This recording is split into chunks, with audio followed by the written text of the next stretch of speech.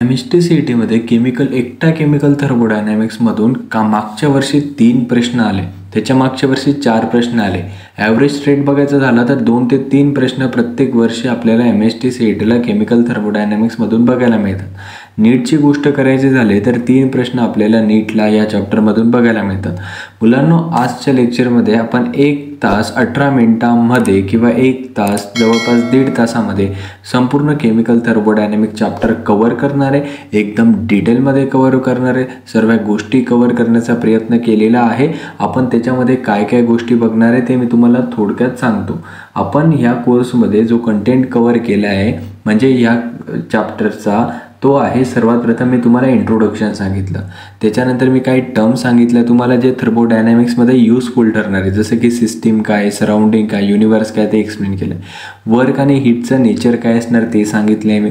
Work डनचे तुम्हाला अनेक फॉर्म्युलेस सांगितले की pressure volume type of work done काय असणार आहे, मॅक्झिमम वर्क डन काय असणार आहे, work done in chemical reaction काय असणार आहे हे सांगितले. त्याच्यानंतर आपण फर्स्ट लॉ ऑफ थर्मोडायनॅमिक्स सांगितले, त्याचं एक्सप्रेशन सांगितले, त्याचा फॉर्म्युला सांगितला. त्याच्यानंतर पुढची गोष्ट बघायची झाली तर आपण त्याच्यामध्ये second law of thermodynamics explain केला आहे. त्याच्यानंतर पुढची गोष्ट बघायची झाली तर आपण एन्थॅल्पीची डेफिनेशन, एन्थॅल्पीचा फॉर्म्युला हे डिस्कस केले. त्याच्यानंतर पुढचा टॉपिक बघायचा झाला तर एन्ट्रोपी म्हणजे काय, डिसऑर्डरनेस, रँडमनेस काय असणार आहे, एन्ट्रोपी पॉझिटिव्ह कधी असते, निगेटिव्ह कधी असते, एन्ट्रोपीचं युनिट काय असतं, फॉर्म्युला काय असतो, त्या गोष्टी आपण डिस्कस केल्या. पुढचा पार्ट येतो स्पॉन्टेनियस प्रोसेस. स्पॉन्टेनियस प्रोसेस म्हणजे काय, स्पॉन्टॅनिटी डिफाईन करण्यासाठी क्रायटेरिया काय ते आपण सर्व गोष्टी या पार्टमध्ये डिफाईन केल्या. साइन कन्व्हेन्शन्स काय असणार आहे, वर्क डन बाय सिस्टीम काय असणार, ऑन सिस्टीम काय असणार, हीट ॲब्झॉर्ब काय असणार, हीट रिलीज काय असणार ते या पार्टमध्ये आपण डिस्कस केले. आपण फंक्शन सांगितले, state function, path function, examples कसं लक्षात ठेवायच्या, त्याचे ट्रिक्स काय असणार त्या गोष्टी एक्सप्लेन केल्या. आणि सिस्टीमच्या प्रॉपर्टीज, इंटेन्सिव्ह सिस्टीम काय असणार आहे, एक्सटेन्सिव्ह सिस्टीम काय असणार आहे, त्याचे एक्झाम्पल्स कशा पद्धतीने आपण सिम्पली लक्षात ठेवू शकतो त्या सर्व गोष्टी मुलांना आपण एक्सप्लेन केलेलं आहे. मुलांनो, मला तुम्हाला एकच गोष्ट सांगायची, जवळपास 1 शॉटचं लेक्चर, एक लेक्चर बनवण्यासाठी 4 ते 5 तास एवढा कालावधी लागतो. ठीक आहे, लागू द्या, काही अडचण नाही मुलांनो, पण एवढा कालावधी लागत आहे. जर का कमी विद्यार्थ्यांपर्यंत माहिती पोचत असणार तर हे योग्य आहे का? चांगला कंटेंट आहे, एकदम टॉप क्लास कंटेंट आहे, हजारो विद्यार्थ्यांपर्यंत माहिती पोचवावी लागणार आपल्याला आणि त्याची जबाबदारी मी पण घेतली, तुम्ही पण घेणार आहे. तुम्ही तुमच्या ग्रुपमध्ये तुमच्या ओळखीच्या प्रत्येक विद्यार्थ्यापर्यंत ही माहिती पोचवा की उदय सरांनी क्रॅश कोर्स लॉन्च केलेला आहे. महाराष्ट्रामध्ये प्रत्येक घराघरापर्यंत हा व्हिडिओ पोचला पाहिजे, याची जबाबदारी माझे विद्यार्थी घेणार आहे. कारण की मी सतत सांगतो की जो विद्यार्थी मदत निस्वार्थपणे करतो त्याला देव न मागता देतो. विद्यार्थ्यांनो, एक कष्टाची भावना आपल्या सर्वांमध्ये असणं गरजेचं आहे. आता कष्ट काय करायचे तुम्हाला की सुरुवातीला तुम्हाला 1.5 तास व्यवस्थित बसून पूर्ण लेक्चर बघायचे, नाहीतर उठणार, बसणार आणि पुन्हा बघणार, असं करू नका. वही, पेन, पुस्तक घ्या, संपूर्ण लेक्चर बघा. पेड क्रॅश कोर्सचं लेक्चर फ्री ऑफ कॉस्ट आता पुढे चालू होणार आहे. तिथं लाईव्ह इंटरॅक्शनमध्ये तुम्हाला स्टडी करण्याचा आनंद घेता येणार, व्यवस्थित सर्व गोष्टी कळणार आहे. फक्त सर्वांनी पूर्ण लेक्चर बघा. आता आले ना, बघा, माझं लक्ष असतं तुमच्याकडे. तुम्ही मी तिथं जरी नसलो तरी मला कळतं की कोण बघते कोण नाही बघत आहे. माझे विद्यार्थी आहे तुम्ही, मला माहिती आहे तुम्ही सर्व बघणार असं. आणि बघा मुलांनो, 100% सरांचं स्वप्न आहे, तुम्ही पूर्ण करणार. पूर्ण केल्यानंतर मला मेसेज करायचा मात्र, कळालं ना? ठीक आहे, आता लेक्चर चालू होते, बघा सर्वांनी. All the very best.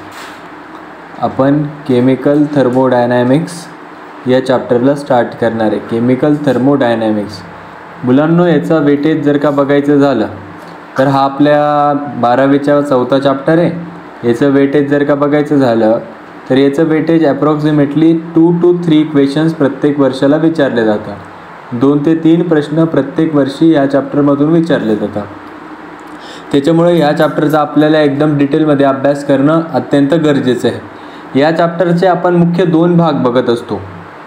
एका भागामध्ये आपण सिस्टीम, सराउंडिंग वगैरे बघतो आणि दुसऱ्या भागात आपण थर्मोकेमिस्ट्रीचा अभ्यास करतो. ते काय असणार ते सर्व मी तुम्हाला पुढे सांगत जाणार. अनेक मोठ्या प्रमाणामध्ये एक्झाम्पल्स आपल्याला पाठ करायचे असतात. आपण याच्यामध्ये अनेक अशा ट्रिक्स देतो की जेणेकरून अत्यंत क्रिटिकल आणि अत्यंत कन्सेप्च्युअल जो पार्ट असतो तो मुलांच्या इझिली लक्षात राहतो. ठीक आहे, आता आपण थोडं बेसिक घेऊ की चॅप्टरला केमिकल थर्मोडायनॅमिक्स असं नाव का दिलं. मुलांनो, थर्मो आणि डायनॅमिक्स या दोन गोष्टींपासून हा थर्मोडायनॅमिक्स शब्द तयार झाला आहे. थर्मो म्हणजे काय असतो सर, तर थर्मो म्हणजे असतो हीट, डायनॅमिक्स म्हणजे असतो चेंज. ज्या वेळेस हीटचा चेंज होतो आणि हीटच्या चेंजचा अभ्यास ज्या ब्रांच ऑफ केमिस्ट्रीमध्ये केला जातो त्याला आपण केमिकल थर्मोडायनॅमिक्स असं म्हणतो. सर, हीटचा चेंज कशा पद्धतीने होणार आहे. मुलांनो, 3 प्रकारच्या स्टेट असतात. एक असते सॉलिड स्टेट, दुसरी असते आपली लिक्विड स्टेट आणि तिसरी जी असते ती असते आपली गॅसियस स्टेट. या पद्धतीने 3 प्रकारच्या स्टेट्स असतात. मुलांनो, आता जेव्हा सॉलिडला आपण हीट देतो तेव्हा तो लिक्विडमध्ये कन्वर्ट होतो, लिक्विडला हीट देतो तेव्हा गॅसमध्ये कन्वर्ट होतो. त्याच पद्धतीने गॅसचं रूपांतर देखील लिक्विडमध्ये होतं, लिक्विडचं रूपांतर देखील सॉलिडमध्ये होतं. मुलांनो, प्रत्येक वेळेस मी सांगतो की याला बर्फ इमॅजिन करा, याला पाणी इमॅजिन करा. बर्फ हळूहळू काय होतो, मेल्ट होतो, म्हणून सॉलिड टू लिक्विड जे कन्वर्जन असतं त्याला मेल्टिंग म्हटलं जातं. पाण्याला उकळवतो तेव्हा गॅस रूपांतर होतं, मग लिक्विड टू गॅस जे असतं त्याला बॉइलिंग म्हटलं जातं. गॅस टू लिक्विड जे असतं त्याला कंडेन्सेशन असं म्हटलं जातं. या 3 प्रोसेसेस तुम्हाला कळायला असणार. आणि जेव्हा लिक्विडचं रूपांतर पाणी घ्या, फ्रीजमध्ये ठेवा, बर्फ तयार झाला, त्याला म्हणणार आहे आपण फ्रीजिंग. म्हणजे सर आम्हाला इथे 4 प्रोसेसेस कळाल्या, मेल्टिंग, बॉइलिंग, फ्रीजिंग, कंडेन्सेशन. अजून एक 2 प्रकारच्या प्रोसेस असतात. जेव्हा सॉलिडचं रूपांतर गॅसमध्ये होतं डायरेक्टली त्याला सर आम्ही काय म्हणतो, सब्लिमेशन असं म्हणत असतो. सर हे का सांगताय आम्हाला, याचं रिझन मी थोड्या वेळातच सांगतोय. जर का सॉलिडचं रूपांतर गॅसमध्ये झालं तर सब्लिमेशन म्हणणार आहे आणि गॅसचं रूपांतर डायरेक्टली सॉलिडमध्ये झालं तर सब्लिमेशनच्या विरुद्ध असल्या कारणामुळे ह्याला म्हणणार आहे आपण डिसब्लिमेशन. सर एवढं कळालं आम्हाला. मुलांना, तुम्हाला काय लक्षात ठेवायचं आहे की आता आपण सॉलिड टू लिक्विडचं रूपांतर करताना आपण तापमान देतोय ना, त्याच्या हीटमध्ये आपण चेंज करतोय. म्हणजे इथं प्रत्येक होणारी प्रोसेसमध्ये आपण हीटमधचा काय करतोय, आपण हीटला चेंज करतोय. म्हणून या प्रत्येक प्रोसेसचा अभ्यास आपण केमिकल थर्मोडायनॅमिक्स या चॅप्टरमध्ये करणार आहोत. म्हणून या चॅप्टरचं महत्त्व सांगणं देखील गरजेचं असतं. आता हे झालं थोड्या प्रमाणामध्ये त्याचं इंट्रोडक्शन. आता पुढे मी काही महत्त्वाच्या गोष्टी सांगणार आहे, त्या सर्वांनी व्यवस्थित लक्ष द्या. आता मुलांनो, काय होतं इमॅजिन करा, हा आपल्याकडे एक सर्कल आहे. आता सरांनी काय केलं, हा सर्कल जो आहे त्या सर्कलचा सर अभ्यास करताय, बरोबर. या सर्कलचा सर काय अभ्यास करताय किंवा इन्व्हेस्टिगेशन करताय. मग आता याला थर्मोडायनॅमिकच्या भाषेत बोलायचं झालं तर आपण याचं थर्मोडायनॅमिकली इन्व्हेस्टिगेशन करतोय. थर्मोडायनॅमिकली आपण काय करतोय, याचं इन्व्हेस्टिगेशन करतोय. आणि मुलांनो, ज्याचं थर्मोडायनॅमिकली इन्व्हेस्टिगेशन केलं जातं किंवा ज्याचा अभ्यास केला जातो त्या प्रॉपर्टीला म्हणतो आपण सिस्टीम. त्याला काय म्हणतो सर आम्ही, सिस्टीम. त्याला म्हणणार आहे सर आम्ही सिस्टीम. ठीक आहे सर, एवढी गोष्ट आम्हाला कळाली की ज्याचं आपण थर्मोडायनॅमिक इन्व्हेस्टिगेशन करणार त्याला आम्ही सिस्टीम असं म्हणणार. सर आता काय होतं की हे जी सिस्टीम आहे याच्या अवतीभोवती पण काही अनेक पार्ट असणार आहे. याच्या अवतीभोवती जो सर्व काही पार्ट असतो सर त्याला आम्ही काय म्हणतो sir, surrounding. Very very good. आणि सर सराउंडिंग आणि सिस्टीम या दोन्ही गोष्टी कंबाईन होऊन काय तयार होत असतं सर, आमचं युनिवर्स. म्हणजे sir universe is made up of 2 things. First one is system and second one is surrounding. ज्याचा आपण अभ्यास थर्मोडायनॅमिकली इन्व्हेस्टिगेशन करणार त्याला सिस्टीम म्हणणार. And the part which is present outside the system is known as a surrounding and system and surrounding combinedly non as a universe. आता पुढे मुलांना, आता ही जी सिस्टीम असते जिचा आपण अभ्यास करतो, थर्मोडायनॅमिक इन्व्हेस्टिगेशन करतो, त्याचे आपल्याला 3 पार्ट्स बघायला मिळतात. एक असते मुलांनो ओपन सिस्टीम, दुसरी असते सर क्लोज सिस्टीम आणि तिसरा प्रकार जो असतो तो असतो आमचा व्हेरी व्हेरी गुड. तिसरा जो असणार आहे तो असणार आहे आयसोलेटेड सिस्टीम. मुलांनो कसं लक्षात ठेवतो सर आपण याचं, आता आपण काय केलं, 1 कप ऑफ टी घेतला. याच्यामध्ये काय आहे, एकदम गरम गरम चहा आहे, बरोबर आहे. आता मला सांगा मुलांनो, काही वेळानंतर हा चहा गार होणार आहे. आता याच्यावर काही झाकण वगैरे आपण सील्ड पॅक नाही केलं आहे वरून, मग ही जी सिस्टीम असणार आहे ती ओपन सिस्टीम असणार आहे. सर म्हणजे चहा गार होणार आहे का, तर याची एनर्जी बाहेर जाणार आहे. म्हणजे ओपन सिस्टीममध्ये एनर्जीचं एक्सचेंज होणार का सर? होणार सर. सर कपला काय केलं आपण, उलटं केलं, चहा बाहेर पडणार का सर? हो.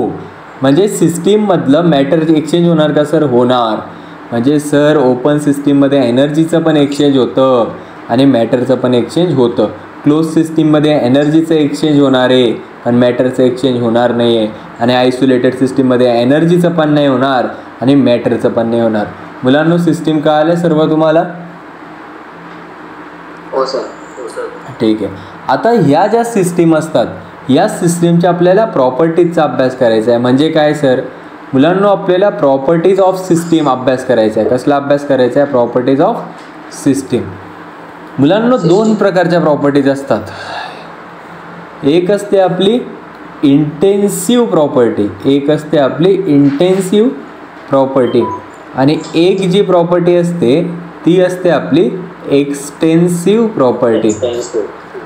ठीक आहे सर. आता काय असणार आहे, मी एक गोष्ट माझ्या विद्यार्थ्यांना सांगत राहतो की तुम्हाला एक गोष्ट लक्षात ठेवायची. ती लक्षात ठेवायची तुम्हाला अमाऊंट ऑफ सबस्टन्स. काय लक्षात ठेवायचं सर आम्हाला? Amount of substance. आणि एक शब्द लक्षात ठेवायचं तुम्हाला, इंडिपेंडंट. काय लक्षात ठेवायचं तुम्हाला? इंडिपेंडंट. आता मला तुम्हीच सांगा, इंटेन्सिव्ह रिलेटेड टू इंडिपेंडंट आहे का एक्सटेन्सिव्ह रिलेटेड टू इंडिपेंडंट आहे? लवकर. Very good. इथं पण आयन, इथं पण आयन. मग इंटेन्सिव्ह प्रॉपर्टी जी असणार आहे सर ती इंडिपेंडंट असणार आहे कोणावर सर? मॅटर किंवा substance. Very good. Amount of सबस्टन्सवर. इथं आपण शब्द लिहिला, अमाऊंट ऑफ सबस्टन्सवर जी प्रॉपर्टी इंडिपेंडंट असते. आपण मॅटर का नाही वापरत? मॅटर पण म्हणू शकतो तू, प्रत्येक सबस्टन्स मॅटर आहे. ठीक आहे. आणि डिपेंडंट जी प्रॉपर्टी असणार आहे अमाऊंट ऑफ सबस्टन्सवर किंवा मॅटरवर तिला काय म्हणणार आहे आपण? Extensive property. आता ही गोष्ट कोणीही सांगू शकतं सर, याचे एक्झाम्पल्स कसं लक्षात ठेवायचे? ठीक आहे ना, एक्झाम्पल्स प्रत्येक वर्षी विचारले जातात. आता मी ज्या पद्धतीने तुम्हाला ट्रिक सांगणार आहे तुम्ही त्या पद्धतीने लक्षात ठेवायचं आहे. आता एक एक्सटेन्सिव्ह प्रॉपर्टी. सर्वात आधी आपण इंटेन्सिव्हचं एक्झाम्पल घेऊ. इंटेन्सिव्हचं एक्झाम्पलसाठी आपण लक्षात ठेवत असतो PTST. PTST व्यासे किती MB डाटा यूज करतो? PTST व्यासे किती MB डाटा यूज करतो? ही ट्रिक आपण जी लक्षात ठेवणार आहे ती इंटेन्सिव्हसाठी ठेवणार आहे. आणि एक्सटेन्सिव्हसाठी काय ठेवणार सर? मी VIचा हँडसेट नाही वापरत. काय ठेवणार आहे सर आम्ही? मी VIचा हँडसेट वापरत नाही. कळालं मुलांनो? ट्रिक कळाली? ठीक आहे. आता ट्रिकचा आपण अर्थ बघू की सर नेमकं काय. आता PTST आहे, PTST. आता सर त्या P जो असणार आहे तो डिनोट करणार आहे प्रेशर. काय डिनोट करणार आहे तो? T जो असणार आहे तो डिनोट करणार आहे टेम्परेचर. ST जो असणार आहे तो डिनोट करणार आहे सरफेस टेन्शन. काय डिनोट करणार आहे तो? आता व्यासे जो आहे त्याला इमॅजिन करायचे तुम्हाला VIS. म्हणजे काय सर? विस्कॉसिटी. सर किती, कितीचा काही अर्थ नाही. इथं M आहे सर. Mचा अर्थ लक्षात ठेवायचा आहे मेल्टिंग पॉईंट. M म्हणजे काय लक्षात ठेवणार आहे सर आम्ही? Melting point. सर पुढचा B जो आहे म्हणजे काय लक्षात ठेवणार आहे सर आम्ही? Boiling point. आणि सर यूज करतो ना त्याच्यामध्ये हा यूजमध्ये हा जो मध्ये S आहे ना त्याच्यावरून लक्षात ठेवणार आहे आम्ही स्पेसिफिक हीट. काय लक्षात ठेवणार आहे सर आम्ही? Specific heat. मुलांनो बघा 1 2 3 4 5 6 7 एवढे 7 एक्झाम्पल्स एका छोट्याशा लाईनने आपल्या लक्षात ठेवले. मग आता अशा पद्धतीने कुठलाही प्रश्न येऊ द्या, माझे विद्यार्थी सर्व इझिली सॉल्व्ह करू शकणार का नाही करू शकणार आहे? Very good. आता पुढे काय आहे सर? मी VIचा हँडसेट वापरत नाही. मी VIचा हँडसेट वापरत नाही म्हणजे काय सर? मुलांनो मी म्हणजे लक्षात ठेवायचं आहे तुम्हाला ME. आता ME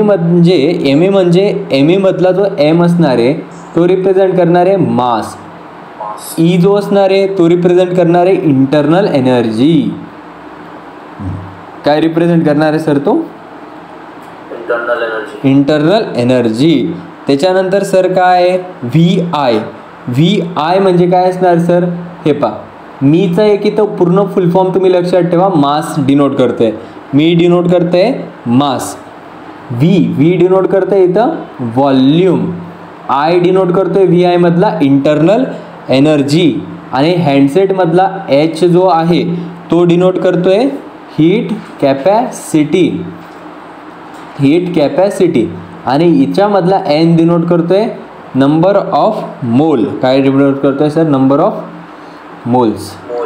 व्हेरी गुड. 1 2 3 4 5 हे 5 एक्झाम्पल्स कसले झाले सर आमचे? एक्सटेन्सिव्ह प्रॉपर्टीचे. मुलांनो कळालं सर्व गोष्टी? Very good. आता याच्या बाहेर कुठला प्रश्न येणार का? मुळीच येणार नाही. अरे जे शिकवणार त्याच्यावरूनच प्रश्न येणार आहे. थोडा विश्वास सरांवर ठेवा, थोडी मेहनत तुम्ही करा. मी माझ्या ऑफलाईनच्या पण मुलांना सांगितले, बॅच A बॅच Bला पण सांगितले की तुमची मेहनत, सरांचं मार्गदर्शन, सरांचं लेक्चर = 100% आहे. आता पुढे काय आहे सर? आता पुढे बघणार आहे सर आपण फंक्शन. पुढे काय बघणार आहे सर आम्ही? फंक्शन. आता फंक्शन म्हणजे काय सर सांगतो मी. आता फक्त इथे जेवढं सांगतो तेवढं लक्षात ठेवा. फंक्शन जे असणार आहे ते आपल्याला 2 प्रकारचे बघायला मिळणार आहे. किती प्रकारचे बघायला मिळणार सर? 2. एक असणार आहे मुलांनो स्टेट फंक्शन आणि दुसरं कुठलं असणार सर? Path function. सर यांचं आता आम्हाला कसं लक्षात ठेवायचं आहे बघा, तुम्हाला फक्त 2 गोष्टी लक्षात ठेवायचे. फक्त पाथ फंक्शनचं एक्झाम्पल लक्षात ठेवायचं आहे तुम्हाला. पाथ फंक्शनचं असणार आहे वर्क अँड हीट. काय असणार आहे? वर्क आणि हीट. आता वर्क आणि हीट राहिलं म्हणजे पाथ फंक्शन, आणि वर्क आणि हीट व्यतिरिक्त असलं म्हणजे कुठलं फंक्शन असणार आहे? State function. संपले इथं. कळालं मुलांना सर्वांना? ठीक आहे. आता हे फंक्शन पण झाले आपले. आता आपल्याला प्रोसेसेस बघायचे आहे. पुढचा टॉपिक काय सर आमचा? प्रोसेसेस. Very good. प्रोसेसेस आपण बघणार आहे. प्रोसेसेसचे प्रकार पण आपण बघणार आहे. प्रोसेसेस जे असतात त्यांचे मुख्य 5 प्रकार बघायला मिळतात. किती प्रकार बघायला मिळतात आपल्याला? 5. आता कुठले सर सांगतो सर्व गोष्टी, फक्त व्यवस्थित लक्ष द्या. ठीक आहे सर. आता पहिली प्रोसेस जी असणार आहे ती असणार आहे आयसोथर्मल प्रोसेस. पहिली प्रोसेस कुठली असणार आहे? Very good. सेकंड जी असणार आहे ती असणार आहे आयसोबॅरिक प्रोसेस. सेकंड कुठली असणार आहे? Isobaric process. थर्ड जी असणार आहे ती असणार आहे isochoric process. Isochoric process. Fourth जी असणार आहे ती असणार आहे adiabatic process. Very good. And last one is nothing but the reversible process. Last one कुठली असणार आहे? Reversible process. Very good. Sir नेमकं काय आहे या प्रोसेस म्हणजे? आता बघा जेवढं सांगतो त्याच्यावर प्रश्न विचारला जाणार मुलांनो. आता इथं वर्ड आयसो आहे, इथं पण आयसो आहे, इथं पण आयसो आहे. आधी आयसोचा अर्थ समजून घ्या. आयसो म्हणजे काय असणार आहे? कॉन्स्टंट. म्हणजे इथं काहीतरी कॉन्स्टंट असणार आहे, इथं काहीतरी कॉन्स्टंट असणार आहे, आणि इथं काहीतरी कॉन्स्टंट असणार आहे. आता थर्मल आहे मुलांना. थर्मल म्हणजे कॉन्स्टंट काय असणार आहे सर? टेम्परेचर. सर बार आहे. Bar is the unit of pressure. Sir तापमान झालं, प्रेशर झालं, राहिला व्हॉल्यूम. मग कॉन्स्टंट व्हॉल्यूम कशात असणार आहे सर? आयसोकोरिक. सर्व कळालं मुलांना एवढी गोष्ट तुम्हाला? ठीक आहे. आता एक गोष्ट लक्षात ठेवा, जी इंटरनल एनर्जी असते ना ती तापमानावर अवलंबून असते. मग तापमान कॉन्स्टंट असलं तर इंटरनल एनर्जी पण काय असणार आहे? कॉन्स्टंट असणार आहे. मग इंटरनल एनर्जी कॉन्स्टंट कुठे असणार? आयसोथर्मलमध्ये का एडियाबॅटिकमध्ये? Very good. ॲडियाबॅटिकमध्ये एक्सचेंज ऑफ हीट होत नाही, परंतु लक्षात ठेव की इंटरनल एनर्जी जी असते ती नॉट झिरो असते, झिरो नसते. मी सांगतो तिथं, तुला सांगतो. एवढं कळालं तुला? ठीक आहे. हां, व्हेरी गुड. मी तिथपर्यंत सांगतो तुला. अजून एक एक टप्प्याटप्प्याने जाऊ आपण. एवढं कळालं तुम्हाला? ठीक आहे. आता सर इंटरनल एनर्जी जी असते ना त्याला आपण यूने किंवा ईने डिनोट करतो. यूने किंवा कशाने डिनोट करतो मुलांना आपण? चला ठीक आहे. आता विषय निघाला आहे ना, इथं मी इंटरनल एनर्जी तुम्हाला सांगतो, मग पुढे बघायची आपल्याला गरज नाही राहणार. आता बघा इंटरनल एनर्जी काय बघायचं आपल्याला? Internal energy. Sir internal energy म्हणजे काय मुलांना? आता इमॅजिन करायचं आहे तुम्ही सर्वांनी. आपल्याकडे ही एक बॉडी आहे. या बॉडीच्या आत जी एनर्जी स्टोअर्ड होते, म्हणजे the energy stored within a body is known as a internal energy. Internal energy जी असते तिला NCERTमध्ये ईने डिनोट केलं आहे आणि HSCमध्ये यूने डिनोट केलं आहे. मग दोन्ही गोष्टी तुम्ही लक्षात ठेवायचे. म्हणजे internal energy is represented by E or you. आता इंटरनल एनर्जीचा जो बदल असतो म्हणजे डेल्टा यू जो असणार आहे तो त्याला रिप्रेझेंट करतो आपण U2 वजा U1, किंवा delta E is equal to काय रिप्रेझेंट करू शकतो आपण? E2 वजा E1. एवढं कळालं? ठीक आहे. आता पुढे, आता बघा मी काय सांगतोय, लक्ष द्या. आयसोबॅरिक प्रोसेस आहे. कुठली प्रोसेस आहे? त्याच्या अगोदर आयसोथर्मलमध्ये अजून एक गोष्ट लक्षात ठेवा मुलांना. मी इथं सांगितलं तुम्हाला इंटरनल एनर्जी कॉन्स्टंट असणार आहे. मग delta U is equal to zero असणार का नॉट इक्वल टू झिरो असणार? अरे इंटरनल एनर्जीला डेल्टा यूने रिप्रेझेंट केलं ना आपण. कॉन्स्टंट आहे म्हटल्यावर डेल्टा यू झिरो असणार आहे. हां, आणि एक वर्क डन जे असणार आहे, वर्क डनचं इक्वेशन लक्षात ठेवा, मायनस क्यू असणार. इथं काय असणार आहे? Minus Q. हो, त्याच्याशी रिलेटेड आहे. ही गोष्ट कळाली इथपर्यंत सर्वांना? आता आयसोबॅरिक म्हणजे काय असणार आहे? कॉन्स्टंट प्रेशर असणार आहे. प्रेशर कॉन्स्टंट असणार सर, म्हणजे delta P is equal to zero असणार का नॉट झिरो असणार आहे? झिरो असणार. आता आयसोकोरिक आहे सर. आयसोकोरिक म्हणजे व्हॉल्यूम कॉन्स्टंट आहे. मग delta V is equal to काय असणार सर? झिरो. सर ॲडियाबॅटिकचं तुम्ही गोष्ट करत होते, ॲडियाबॅटिकचं व्यवस्थित सांगा. ठीक आहे. आता ॲडियाबॅटिकमध्ये सिस्टीममध्ये हीट येत पण नाही, सिस्टीमच्या बाहेर पण हीट जात नाही. मग याचा अर्थ असा नाही की तापमान शून्य आहे, बाहेर जात नाही, आत येत नाही, पण त्याच्या आत काही का असेना थोडी हीट आहे. बरोबर आहे ना? मग आपण असं म्हणू शकत नाही की तापमान कॉन्स्टंट आहे. हीट आणि तापमान फार जमीन आसमानचा फरक आहे. इथं क्यू झिरो आहे, टी झिरो आहे का? नाही. मग इंटरनल एनर्जी झिरो नसणार आहे. इंटरनल एनर्जी वर्क डन एवढी असणार आहे. जेवढं वर्क डन असणार आहे तेवढी इंटरनल एनर्जी असणार आहे. कळालं इथपर्यंत? ठीक आहे. आता लास्ट प्रोसेस बघायची आणि अत्यंत महत्त्वाची प्रोसेस बघायची आहे. रिव्हर्सिबल प्रोसेस नाव आहे त्या प्रोसेसचं. काय नाव आहे? तुम्हाला आठवत असणार मी ज्या वेळेस तुम्हाला थर्मोचे इम्पॉर्टंट पॉईंट्स दिले होते तेव्हा मी रिव्हर्सिबल प्रोसेस सांगितली होती आणि मॅक्झिमम वर्क डनचं डेरिवेशन तुम्हाला सांगितलं होतं. कॉपी पेस्ट प्रश्न आला होता 3 मार्कला.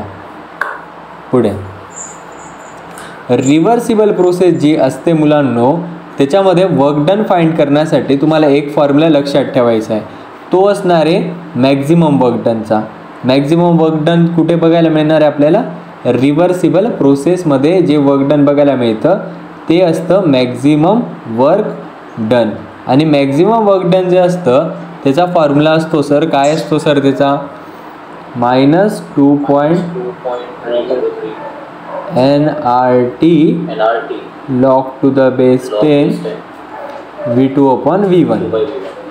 Very good. जेव्हा व्हॉल्यूम दिलेलं असणार तेव्हा हा फॉर्म्युला यूज करणार आहे, आणि जेव्हा प्रेशर दिलेलं असणार तेव्हा काय यूज करणार आहे, V2 अपॉन V1च्या जागेवर P1 upon P2.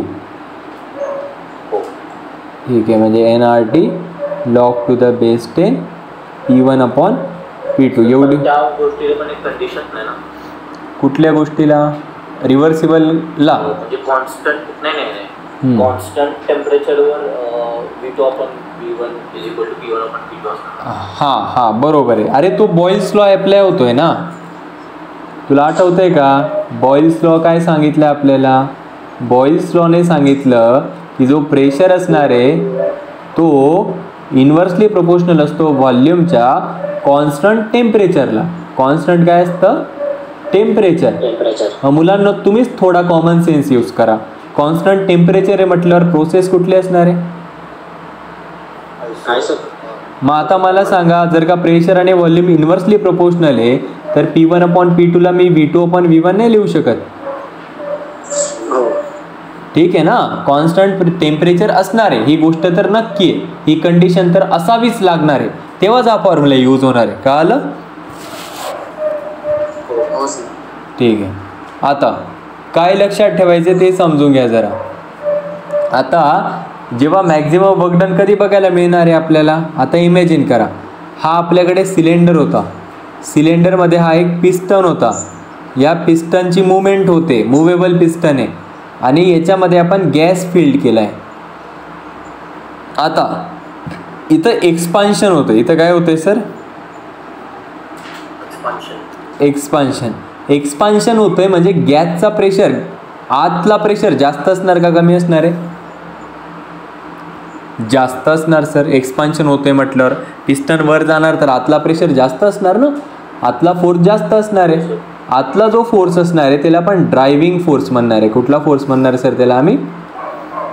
Driving force. आणि वरून जो याला अपोज करतोय ना हा प्रेशर, त्याला म्हणणार आहे आपण अपोजिंग फोर्स. कुठला म्हणणार आहे? Opposing force. मुलांनो एक गोष्ट आता इथे लक्षात ठेवा, रिव्हर्सिबल प्रोसेसमध्ये ड्रायव्हिंग फोर्स जो असतो तो इन्फायनाईट सीमली म्हणजे काय सर? अत्यंत कमी प्रमाणामध्ये, व्हेरी स्मॉल अमाऊंटने अपोजिंग फोर्सपेक्षा मोठा असतो. म्हणूनच तर काय होतं? Expansion. And for that reason that process is known as a reversible process. कळालं मुलांना सर्वांना? ठीक आहे, व्हेरी गुड.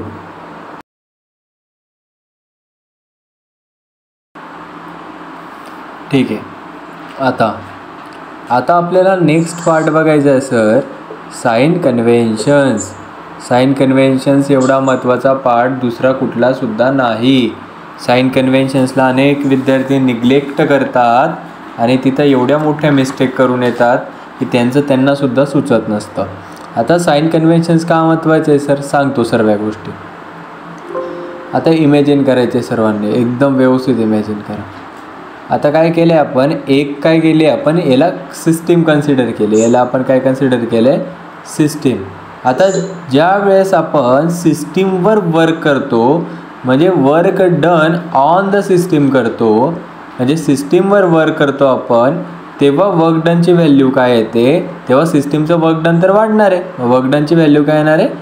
पॉझिटिव्ह.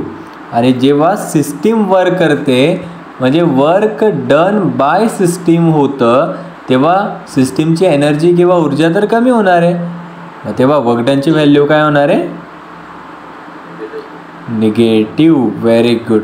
आता मुलांनो मला सांगा, त्याच पद्धतीने जेव्हा सिस्टीम जेव्हा हीट ॲब्झॉर्ब करणार आहे तेव्हा तिची हीट तर वाढणार आहे ना, मग हीट ॲब्झॉर्ब करणार म्हटल्यावर तिचं तापमान वाढणार, हीट वाढणार, मग हीटची व्हॅल्यू काय येणार आहे?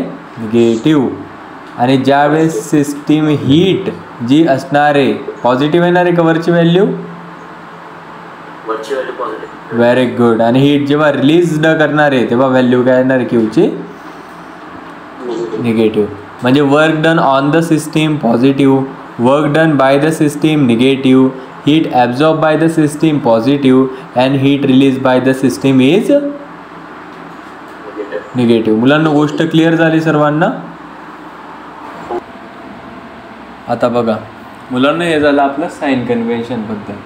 आता आपल्याला पुढे लॉज बघायचे. आता आपण जे पुढे टॉपिक बघणार आहे तो लॉज बघणार आहे. थर्मोडायनॅमिक्सचे लॉज आहे आपल्या सर्वांना माहिती आहे. आता सर्वात प्रथम आपण फर्स्ट लॉ ऑफ थर्मोडायनॅमिक्स बघणार आहे. पहिला लॉ जो थर्मोडायनॅमिक्स आहे त्याने काय सांगितलं की जी एनर्जी असते तिला आपण क्रिएट पण करू शकत नाही, तिला आपण डिस्ट्रॉय पण नाही करू शकत, परंतु तिला आपण एका फॉर्ममधून दुसऱ्या फॉर्ममध्ये रूपांतर करू शकतो. एवढी गोष्ट कोणी सांगितली आपल्याला? फर्स्ट लॉ ऑफ थर्मोडायनॅमिक्सने सांगितली. ठीक आहे सर, एवढी गोष्ट आम्हाला कळाली. दुसरी, आता हा झाला फर्स्ट लॉ. मुलांनो सेकंड लॉ जो होता थर्मोडायनॅमिक्सचा त्याने आपल्याला असं सांगितलं की हे जे संपूर्ण युनिवर्स आहे त्याची जी एनर्जी आहे ती वाढत चालली आहे. काय सांगितलं की हे जे युनिवर्स जे असतं कुठल्याही स्पॉन्टेनियस प्रोसेसमध्ये जे युनिवर्स असतं त्याची जी एनर्जी असते ती वाढत चालली आहे. कुठला लॉ सांगून गेला आपल्याला? Second law of thermodynamics. आता स्पॉन्टेनियस प्रोसेस म्हणजे काय सांगतो मी तुम्हाला. मुलांनो स्पॉन्टेनियस प्रोसेस म्हणजे काय की आपल्या सर्वांना माहिती आहे की डॅम असतो, डॅममध्ये पाणी वरून खाली पडतं. एक हॉट कप ऑफ टी आहे. आता मुलांनो मला तुम्ही सांगा पाणी वरून खाली पडताना त्याला कुठल्याही एनर्जीची गरज द्यावी लागते का आपल्याला? नाही सर. सर कॉफी गरम करायला ऊर्जा द्यावी लागते, पण गार करताना काही द्यावं लागतं का सर? नाही सर. म्हणजे कुठलीही गोष्ट जी नैसर्गिकरित्या होते, नॅचरली होते सर, त्याला आम्ही स्पॉन्टेनियस प्रोसेस असं म्हणतो. कुठली प्रोसेस म्हणतो सर आम्ही त्याला? Spontaneous process. मग ही जी स्पॉन्टेनियस प्रोसेस युनिवर्समध्ये होते त्याच्या माध्यमातून युनिवर्सची एनर्जी संपूर्ण काय होत जाते? वाढत जाते. हे सांगून गेलं आपल्याला सेकंड लॉ ऑफ थर्मोडायनॅमिक्स. आता पुढे आपल्याला मी आता अत्यंत महत्त्वाची गोष्ट सांगतोय, तुम्हाला समजून घ्या व्यवस्थित. आता मला पुढे सांगायचे तुम्हाला डेल्टा एस. काय सांगायचं मुलांना आपल्याला? Delta S. डेल्टा एस म्हणजे काय असणार आहे सर? डेल्टा एस म्हणजे असते एंट्रॉपी. काय असते? एंट्रॉपी. एंट्रॉपीला सांगायचं झालं तर एंट्रॉपीला आपण रँडमनेस असं म्हणतो. रँडमनेस सर वेडेवाकडेपणा, किंवा सर काय म्हणणार अजून त्याला आम्ही म्हणतो सर डिसऑर्डरनेस. रँडमनेस म्हणतो सर किंवा डिसऑर्डरनेस म्हणतो. मला एवढंच सांगायचं आहे मुलांनो. आता इमॅजिन करा हे सर्व पार्टिकल्स एकदम व्यवस्थित होते का? होते सर. आता ते डिस्टर्ब झाले सर. अजून डिस्टर्ब झाले का सर? झाले सर. म्हणजे सर वरून खाली जाताना रँडमनेस डिसऑर्डरनेस वाढली, आणि जेवढी जास्त रँडमनेस डिसऑर्डरनेस असणार आहे तेवढी जास्त एंट्रॉपी असणार आहे. मुलांना गोष्ट क्लिअर एवढी? ठीक आहे सर. सर एक्झाम्पल्स देऊन आम्हाला सांगा, अजून जास्त क्लिअर होणार. ओके. आता मुलांना आपल्याकडे सॉलिड असतो, आपल्याकडे लिक्विड असतो, आणि आपल्याकडे काय असतो? गॅस असतो. आता सॉलिडमध्ये अख्ख्या जगाला माहिती आहे की पार्टिकल्स एकदम रेग्युलरली अरेंज असतात. लिक्विडमध्ये जाताना ते थोडे रँडम होता, आणि गॅसमध्ये जाताना तर फारच जास्त रँडम होता. म्हणजे सॉलिड टू लिक्विड एंट्रोपी वाढणार आहे का कमी होणार आहे सर? लिक्विड टू गॅस काय होणार आहे सर? सर पण गॅस टू लिक्विड काय होणार सर? डिसऑर्डरनेस कमी, म्हणजे डेल्टा एस कमी होणार सर.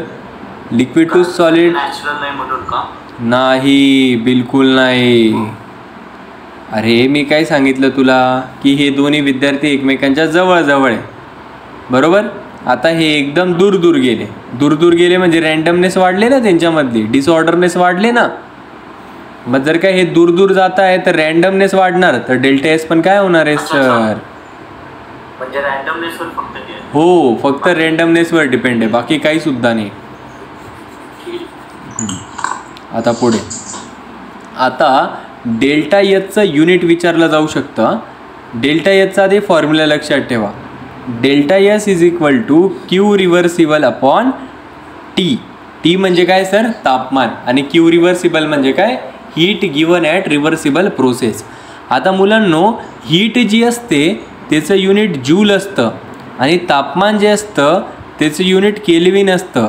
मग डेल्टा एचचं युनिट काय येणार आहे? जूल पर केल्विन. काय येणार आहे?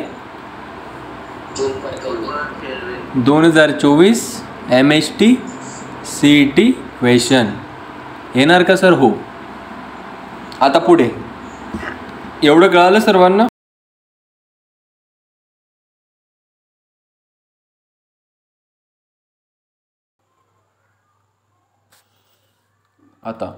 आता मी तुम्हाला मागच्या लेक्चरला सांगितलं होतं की सर स्पॉन्टेनियस प्रोसेस म्हणजे काय असणार आहे आणि नॉन स्पॉन्टेनियस प्रोसेस म्हणजे काय असणार आहे. आपण स्पॉन्टेनियस प्रोसेस बघितली होती, आपण नॉन स्पॉन्टेनियस प्रोसेस या 2 प्रोसेसेस बघितल्या होत्या. मी सांगितलं होतं की स्पॉन्टेनियस एक अशी प्रोसेस असणार आहे जी की नॅचरली ऑकरिंग होते, जिला कुठल्याही एक्सटर्नल इन्फ्लुएन्स किंवा फोर्सची गरज नसते. तिला आपण स्पॉन्टेनियस प्रोसेस असे म्हटले होते. आणि जिला कुठल्याही बाहेरील एक्सटर्नल फोर्सची, एनर्जीची, हीटची गरज पडत होती, तिला आपण नॉन स्पॉन्टेनियस प्रोसेस असे म्हटले होते. आता मुलांनो, आपल्याला कुठली रिॲक्शन स्पॉन्टेनियस आहे आणि कुठली रिॲक्शन स्पॉन्टेनियस नाही आहे हे ओळखण्यासाठी काही क्रायटेरियाज आहे. आता ते आपल्याला क्रायटेरियाज बघायचे. काय बघायचे सर? थोडक्यात आपल्याला criteria for spontaneity of reaction. सर्वांनी माईक म्यूट करून घ्या, आधी कन्सेप्ट समजून घ्यायचे व्यवस्थित. Criteria for spontaneity of reaction आता आपण बघणार आहोत. आता याच्यामध्ये मुलांना आपल्याला जसं सांगतो तसं लक्षात ठेवणार तर सर्व गोष्टी लक्षात होणार आहे, कारण की हा अत्यंत लक्षात ठेवण्याचा पार्ट आहे.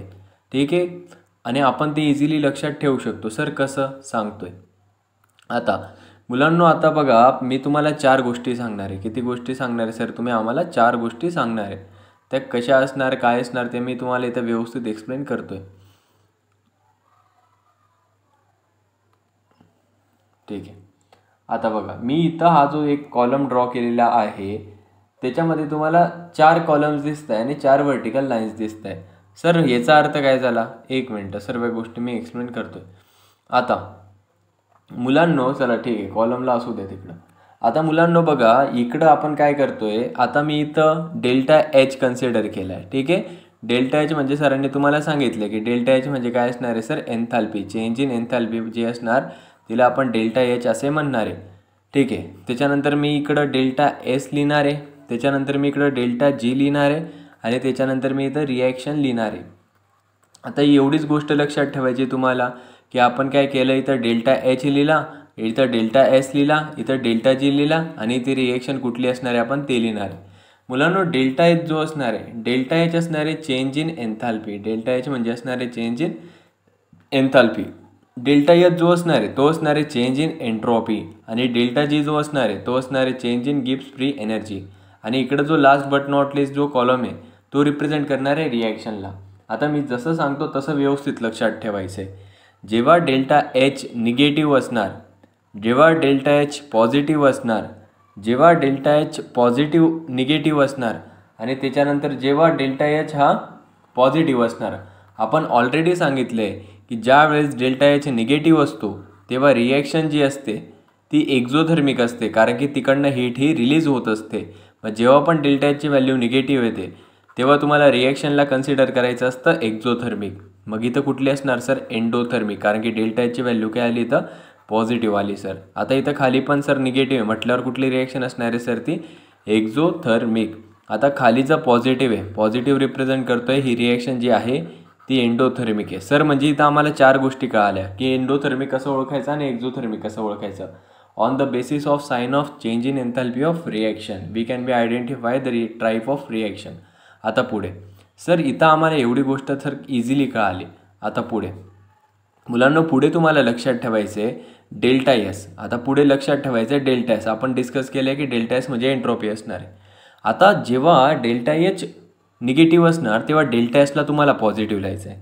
डेल्टा एच पॉझिटिव्ह असणार तेव्हा तुम्हाला याला निगेटिव्ह लिहायचं आहे, ह्या निगेटिव्ह असला तेव्हा याला पॉझिटिव्ह लिहायचं आहे, हा पॉझिटिव्ह असणार तेव्हा याला निगेटिव्ह लिहायचं आहे. ठीक आहे. आता मुलांनो, आता एवढं तर सर आम्हाला कळालं. आता पुढे काय करायचं आहे तुम्हाला, पॉझिटिव्ह इथं लिहिलं आहे ना, मग आता पुन्हा इथं काय लिहायचं आहे तुम्हाला, निगेटिव्ह लिहायचं आहे. आणि फक्त त्याच्या अगोदर एक शब्द लिहायचा आहे, ऑलवेज. इथं काय मेन्शन करायचं आहे तुम्हाला, डेल्टा जीला ऑलवेज. आता सर इथं तुम्ही निगेटिव्ह लिहिलं ना, मग इकडं खाली काय लिहायचं आहे तुम्हाला, पॉझिटिव्ह.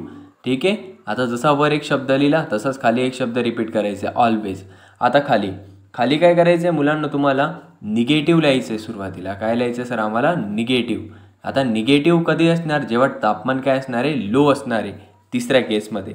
आणि पॉझिटिव्ह कधी असणार, जेव्हा तापमान जे असणार आहे ते काय असणार आहे सर, हाय टेम्परेचर असणार आहे. सर काहीसुद्धा कळत नाही, कळणार, सर्व गोष्टी कळणार. आधी ट्रिकनुसार जाऊ आपण. सर आता इथं काय केलं आपण, वर निगेटिव्ह लिहिलं लो तापमानाला, खाली पॉझिटिव्ह लिहिलं हाय तापमानाला. आता खाली गोष्टी विरुद्ध लिहा. वर निगेटिव्ह लिहा, पण तापमानाला काय दाखवायचं सर आम्हाला, हाय तापमान दाखवायचं आहे, कारण की आम्ही एक्झॅक्टली अपोजिट करणार वरच्याचं खाली.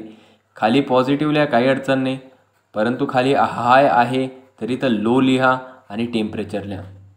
आता मुलांना इथं आपल्याला काय कळालं, इथं आपल्याला एक गोष्ट अशी कळाली की जेव्हा delta H negative, delta S positive आणि डेल्टा जी ऑलवेज निगेटिव्ह असणार, तेव्हा रिॲक्शनचा प्रकार कुठला असणार आहे ते समजून घेणं गरजेचं आहे. जेव्हा या तिन्ही कंडिशन्स, या तिन्ही क्रायटेरिया असणार आहे, तेव्हा रिॲक्शन जी असणार आहे ती स्पॉन्टेनियस असते. ती काय असते सर, स्पॉन्टेनियस असते ॲट ऑल टेम्परेचर. कुठल्याही तापमानात ती काय असणार आहे सर, स्पॉन्टेनियस.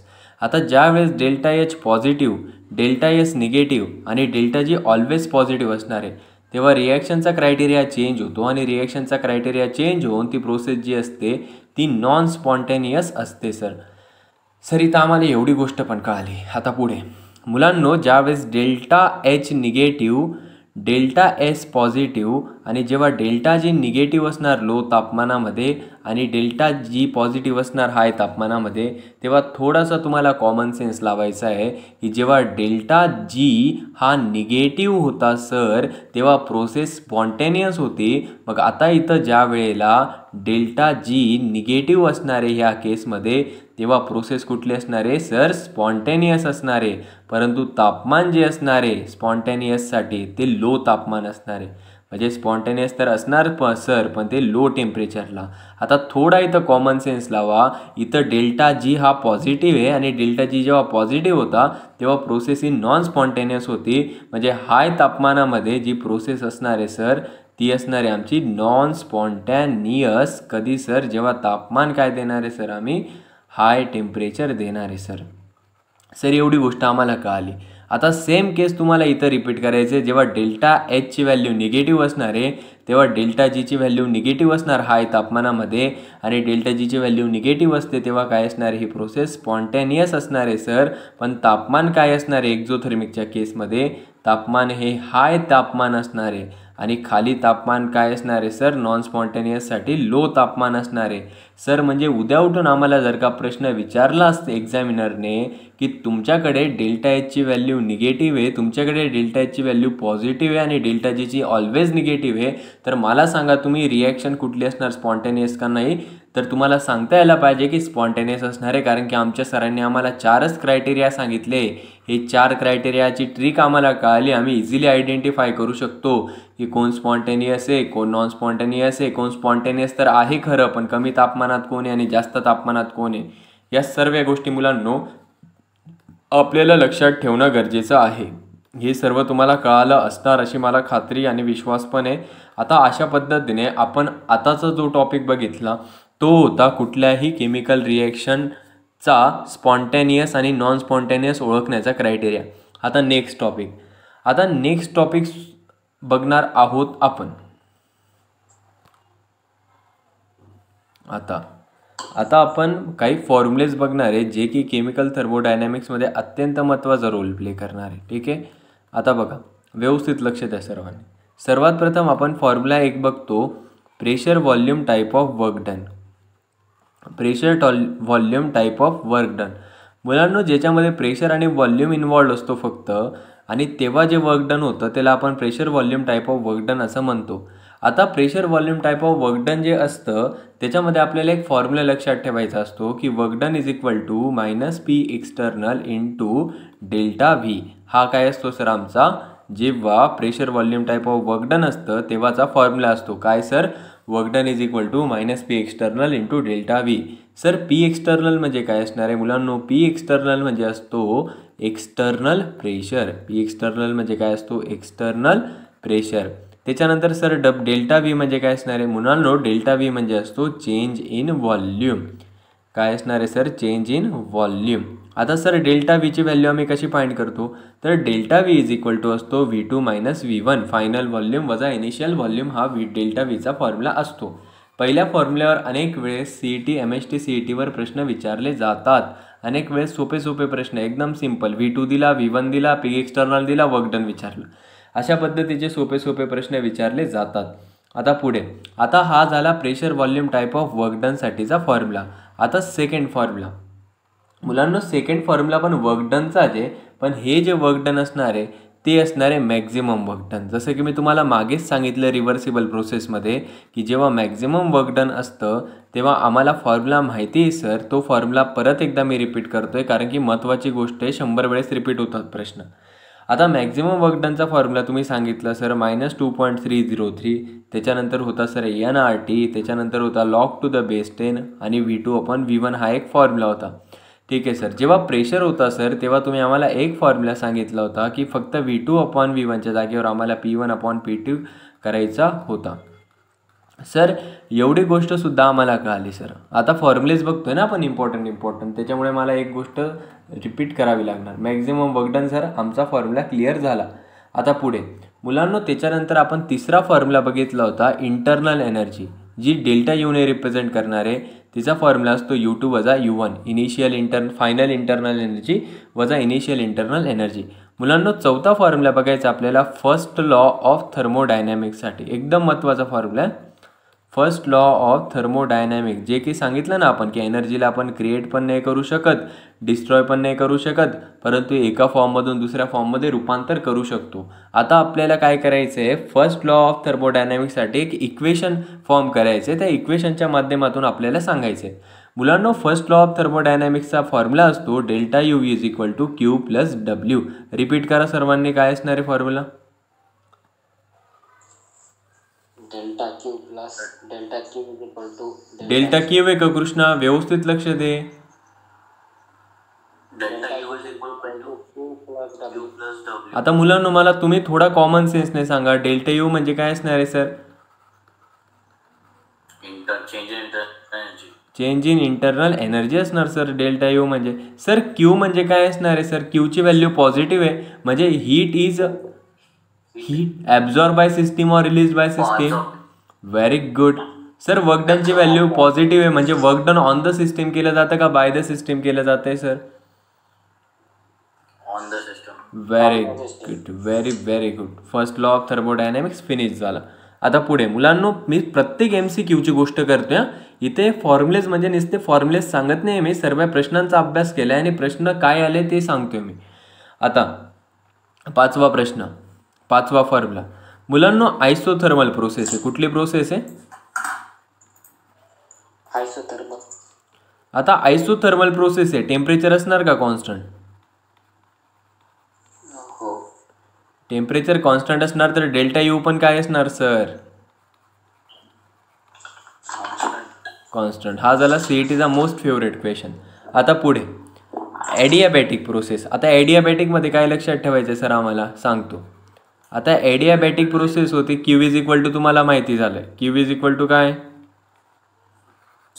0. Very good. आता जसं इथं delta U is equal to 0 होता, इथं ॲडियाबॅटिकमध्ये delta U is equal to W असणार. Delta U is equal to काय असणार आहे? W. Very good, very good, very good.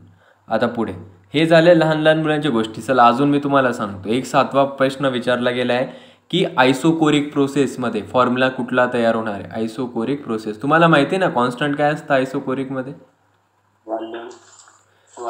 Very good. आयसोकोरिकमध्ये व्हॉल्यूम कॉन्स्टंट असतो. मग जो Q असतो, Q म्हणजे काय sir? Heat at constant volume. Q म्हणजे काय? Heat at constant volume.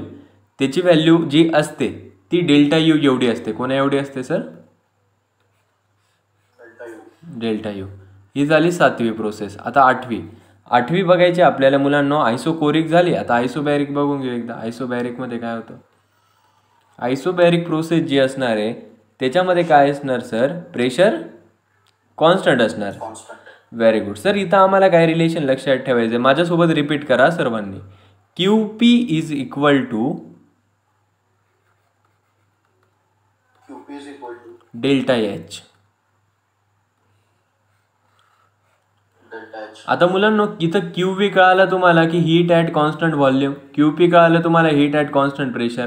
आता फरक एवढा होता की आयसोकोरिकमध्ये जो हीट होती कॉन्स्टंट व्हॉल्यूमला ती त्याच्यामध्ये असणारी इंटरनल एनर्जी एवढी होती आणि आयसोबॅरिकमध्ये कॉन्स्टंट प्रेशर जो होता आणि तिथं जी हीट ॲट कॉन्स्टंट प्रेशर जी होती ती कोणा एवढी होती? चेंज इन एन्थॅल्पी एवढी होती. हा फरक लक्षात ठेवू शकता मुलांना तुम्ही?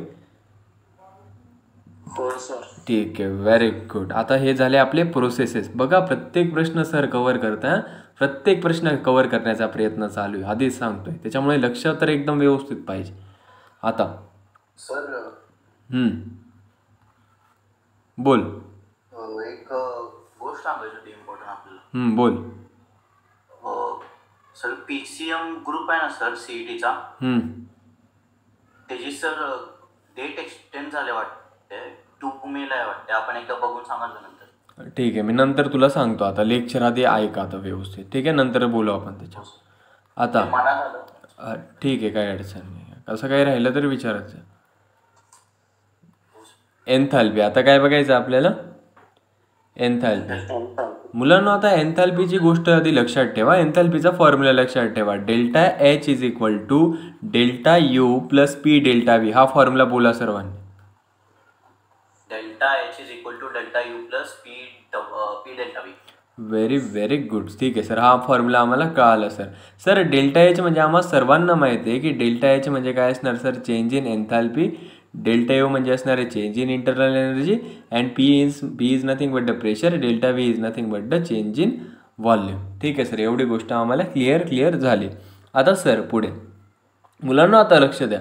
आता आपण काय होतं आता दुसरा फॉर्म्युला पण लक्षात ठेवा. Delta H is equal to delta U plus delta NG/RT. हा सेकंड फॉर्म्युला फक्त काय केला मुलांना आपण? पी डेल्टा व्हीच्या जागेवर डेल्टा NG/RT टाकलं. ठीक आहे. आता हा फॉर्म्युला पण कळाला सर. डेल्टा NG काय मी सांगतो, थोड्या गोष्टी सांगतो मी अजून सांगतो. आता डेल्टा NG म्हणजे काय असणार आहे सर? डेल्टा NG म्हणजे असतं मुलांना रिपीट करायचे number of moles of gaseous product वजा number of moles of gaseous reactant. Delta NG clear झालं सर्वांना फॉर्म्युला? सर हां. आवाज नाही त्याचा सर. आपलं स्क्रीन पण फ्रीज झाले. Now the screen is visible or not? Visible but sir freeze झाले. फ्रीज म्हणजे नंबर ऑफ मोल्स वर अडकले. वेट. आता दिसते. ठीक आहे. दिसते का आता? Number of moles of gas products minus number of moles of gas reactant. Very good sir. Example द्या आम्हाला. ठीक आहे. मी सांगतो एक्झाम्पल. आता मुलांना आपल्याकडे N2 आहे, त्याच्यानंतर आपल्याकडे 3H2 आहे. गिव्ज आपल्याला 2 मोल्स ऑफ NH3 देते. मुलांना आता व्यवस्थित लक्ष द्या. आता हा जो नायट्रोजन आहे तो गॅसियस आहे. हा जो हायड्रोजन आहे तो पण गॅसियस आहे आणि हा जो अमोनिया आहे तो पण गॅसियस आहे. मुलांना ही जी प्रोसेस आहे त्याच्यामध्ये आपण अमोनियाचं मॅन्युफॅक्चरिंग करतोय. अमोनियाचं काय करतो आपण? मॅन्युफॅक्चरिंग करतो. एवढी गोष्ट लक्षात ठेवा फक्त. अमोनियाच्या मॅन्युफॅक्चरिंगसाठी ही प्रोसेस वापरली जाते. आता मुलांना आता याच्यासाठी आपल्याला डेल्टा NG फाइंड करायचं आहे. आता मुलांना तुम्हाला काय करायचं आहे? प्रोडक्ट साईडला बघायचं आहे की NH3. आता प्रोडक्ट साईडची पॉवर किती दिसते तुम्हाला? 2. तर आता तुम्ही सांगितलं ना number of moles of gaseous product होतं सर. मग तुम्ही 2 वजा करणार बरोबर. गॅसियस प्रोडक्टची व्हॅल्यू आली 2. आता त्याच्यानंतर तुम्हाला रिॲक्टंट साईडला गॅस स्टेटवाले बघायचे की इकडं 3 आहे आणि इकडं काय सर आमच्याकडे 1, म्हणजे 1 अधिक 3 काय झालं सर 4, म्हणजे 1 अधिक 3 झाले सर 4, म्हणजे सर डेल्टा एन जीची व्हॅल्यू काय आली सर आमची -2 -2. गोष्ट क्लिअर झाली सर्वांना एवढी? हो सर. ठीक आहे. मग आता ही डेल्टा एन जीची व्हॅल्यू इकडनं इथं पुट करायची, फॉर्म्युल्यामध्ये सर्व गोष्टी टाकायच्या आणि डेल्टा एच फाइंड करायचा, असे प्रश्न देखील विचारले जातात. आता ही गोष्ट आम्हाला कळाली सर. आता मुलांनो बघा, लक्ष द्या. आता आपण वर्क डनचे 2 फॉर्म्युलेज बघितले होते ना इकडे, एक pressure volume type of work done बघितला, एक मॅक्झिमम वर्क डन बघितला. आता एक तिसरा वर्क डन अजून लक्षात ठेवा. तिसरा फॉर्म्युला बघायचा आपल्याला, work done in chemical reaction. Repeat करा मुलांनो. सर म्हणजे कुठलीही केमिकल रिएक्शन दिलेली असणार आणि त्यावेळेस आम्हाला वर्क डन विचारलेले असणार, तेव्हा आम्ही कुठला फॉर्म्युला यूज करणार सांगतो मुलांनो. आता पुन्हा माझ्यासोबत फॉर्म्युला रिपीट करायचा आहे. Work done is equal to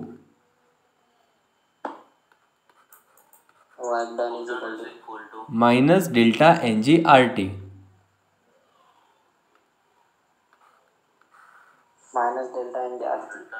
ठीक आहे, गोष्ट क्लिअर झाली. तिसरा फॉर्म्युला कळाला तुम्हाला? ठीक आहे, आता पुढे जाऊ आपण. आता डेल्टा एन जी वगैरे कळाला, एन्थॅल्पी कळाला. आता अजून व्यवस्थित लक्ष द्या मुलांना. आता एन्थॅल्पीचे प्रकार बघायचे आपल्याला. कसले प्रकार बघायचे? एन्थॅल्पीचे प्रकार. आता जेवढं सांगतो ना मी तेवढंच लक्षात ठेवा. मी डिटेलमध्ये जायचं तर फार जाऊ शकतो, पण अर्थ नाही त्याच्यामध्ये. आता इमॅजिन करा, ही स्टेट आहे सॉलिड. कुठली स्टेट आहे? ही आहे लिक्विड आणि ही आहे गॅस.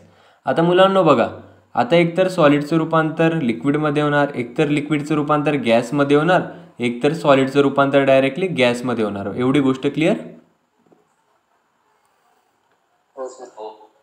आता मुलांनो, ज्यावेळेस सॉलिडचं रूपांतर लिक्विडमध्ये होणार आहे तेव्हा त्या प्रोसेसला आपण थर्मोडायनॅमिक्समध्ये फ्युजन असे म्हणणार. काय म्हणणार आहे?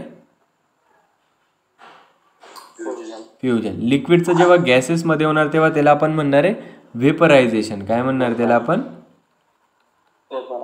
व्हेपरायझेशन. आता आणि जेव्हा सॉलिडचं गॅसमध्ये डायरेक्टली रूपांतर होतं तेव्हा त्याला काय म्हणतो सर आपण? सबलिमेशन. आता मुलांना इथे एक गोष्ट लक्षात ठेवा, व्हेपरायझेशनसाठी जी एन्थॅल्पी किंवा हीट लागते तेव्हा त्याला आपण डेल्टा एच व्हेपरायझेशन असं म्हणतो. फ्युजनसाठी जी एन्थॅल्पी लागते तेव्हा त्याला आपण डेल्टा एच ऑफ फ्युजन म्हणतो. मग मुलांना मला तुम्हीच सांगा, डेल्टा एच ऑफ सबलिमेशनसाठी मी डेल्टा एच ऑफ फ्युजन आणि डेल्टा एच ऑफ व्हेपरायझेशनची सम करू शकतो का नाही करू शकत?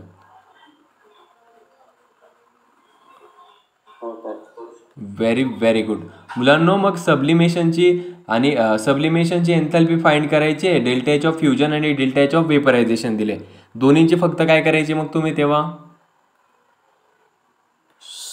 सम करायचे. हा व्हेरी गुड. हा प्रश्न एक्सपेक्टेड आहे 2024ला. मुलांनो गोष्ट क्लिअर एवढी? आता ठीक आहे सर. सर तुम्ही हां सर, आपण ते बेसिक मॅथ्स फॉर केमिस्ट्रीचं घेणार. हो, तुम्हाला आठवण करूनच देत नाही. एकतर आधीच लक्षात राहत नाही माझ्या काही गोष्टी. तुझंच सांगतो, लेक्चरच संपू दे मग आपण बोलू त्या विषयावर. ठीक आहे. आता एन्थॅल्पी ऑफ सबलिमेशन कळाले. आता आपल्याला एन्थॅल्पी ऑफ सोल्युशन बघायचे. व्यवस्थित लक्ष दे. Enthalpy of solution.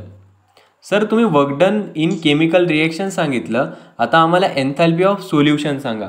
जेवढा फॉर्म्युला सांगतो तेवढं लक्षात ठेवा फक्त. एन्थॅल्पी ऑफ सोल्युशन जे असणार आहे त्याची व्हॅल्यू ही क्रिस्टल लॅटिस एन्थॅल्पी आणि हायड्रेशन एन्थॅल्पी यांची ॲडिशन असते. काहीच नाही कळालं सर. जेवढं सांगतो आता तेवढं लक्षात ठेवा. मुलांनो डेल्टा एच सोल्युशन म्हणजे एन्थॅल्पी ऑफ सोल्युशन ही जी आहे ती क्रिस्टल लॅटिस एन्थॅल्पी, काय सांगितलं मी? क्रिस्टल लॅटिस एन्थॅल्पी आणि डेल्टा एच हायड्रेशन म्हणजे काय? एन्थॅल्पी ऑफ हायड्रेशन. मुलांनो काय डेल्टा एच हायड्रेशन म्हणजे?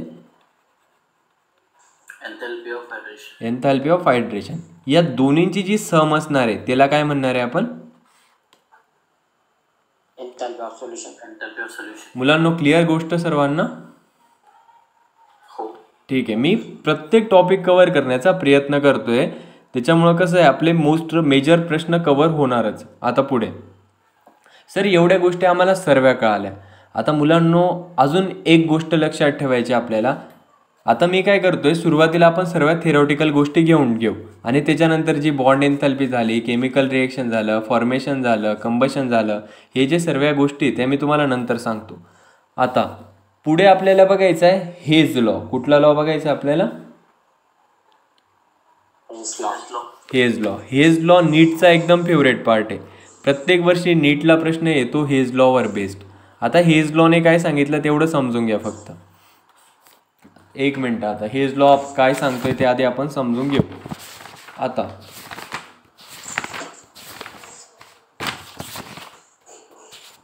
ठीक आहे मुलांना, व्यवस्थित आता सर्वांचं लक्ष पाहिजे. हेज लॉने काय सांगितलं आता व्यवस्थित बघा. आता ए होता, एचं रूपांतर बी मध्ये झालं, बीचं रूपांतर सी मध्ये झालं. आता ही एक रिएक्शन होती, एचं रूपांतर सी मध्ये झालं. आता मुलांनो ही सिंगल स्टेप रिएक्शन झाली का मल्टिपल स्टेप रिएक्शन झाली? Single step. हां, मग आता याच्यासाठी आपल्याला एन्थॅल्पी फाइंड करायची. ठीक आहे, मग हेज लॉ असं म्हटला की ही जी सिंगल स्टेप रिएक्शन दिसते त्याच्यामध्ये सर आम्हाला तर 2 स्टेप बघायला मिळत आहे ना, एक ए ते बी आणि एक बी ते सी, बरोबर आहे ना? मग हेज म्हटला की ए टू बीचा डेल्टा एच जो होता तो एक्स होता, बी टू सीचा डेल्टा एच जो असणार आहे तो वाय असणार आहे. मग आपल्याला ज्या वेळेस ए टू सीचा एन्थॅल्पी फाइंड करायची असणार आहे तेव्हा या दोन्ही ज्या सिंगल स्टेप रिएक्शन आहे किंवा याच्यामध्ये असणार आहे जी काय होणार आहे सर? ॲडिशन होणार. गोष्ट क्लिअर झाली मुलांनो? मग डेफिनेशन काय सांगितली, व्यवस्थित रिपीट करायची आहे सर्वांनी. Overall the enthalpy change for reaction is equal to sum of enthalpy changes of individual steps in reaction. अत्यंत महत्वाची गोष्ट सांगितली. कळालं? हेज लॉ काय झालं इथं आपला